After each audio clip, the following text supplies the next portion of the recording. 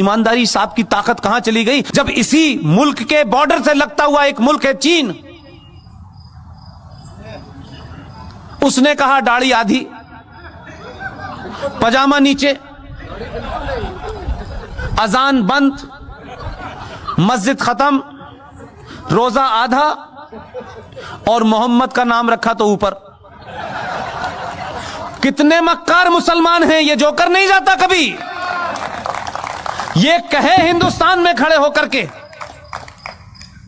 कि ईरान के अंदर, चाइना के अंदर मुसलमानों के साथ बड़ी नाइंसाफी हो रही है, यहां से कहोगे यहीं से उठवा लेगा वो। एक लफ्ज नहीं बोले। आपको जवाब देना आना चाहिए।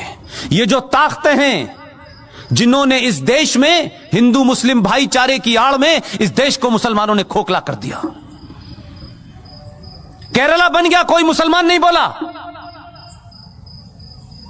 एक अखलाक के साथ चंद गुंडों ने, चंद बदमाशों ने, चंद बेवकूफ लोगों ने र्यूमर के चलते या किसी गलत फहमी के चलते या थोड़ी देर के लिए मान लें किसी सही फहमी के चलते भी उसकी हत्या कर दी। इस देश की मेजॉरिटी ने कहा यह गलत है, उसको सजा हुई, वो जेल में है।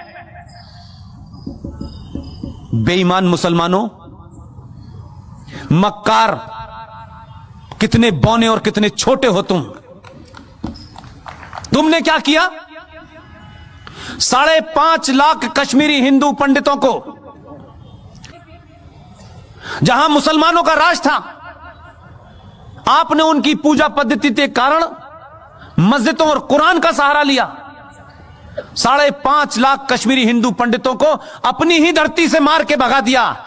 हिंदुस्तान में एक भी मुसलमान, दाढ़ी वाला और बेदाढ़ी वाला, लिबरल, मॉडर्न, बॉलीवुड से लेकर के आसाम तक एक भी मक्कार मुसलमान नहीं निकला जिसने यह कहा हो कि भारत की धरती के ऊपर यह कैसे हो सकता है, कैसे इन कश्मीरी पंडितों को मारा गया, इनका कसूर क्या था ये बताओ। एक नहीं खड़ा हुआ, चुपचाप हो गए, ये होने दिया। लेकिन बार बार बीच में निकल में आते हमारे साथ बड़ी ज्यादती हो रही है, अभी तो शुरू हुई है।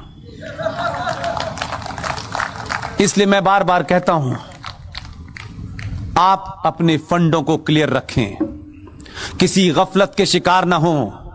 ये जो इस्लामिक आतंकवाद इस देश में है, जिसे कॉन्स्टिट्यूशनली, सोशली, पॉलिटिकली इस देश में बढ़ावा दिया गया है, ये जो घर वापसी आप कहते हैं, घर वापसी तो होनी चाहिए, लेकिन ये वो घर वाली वापसी जिसमें आप बिजी हो, उसमें मैं बिजी नहीं हूं।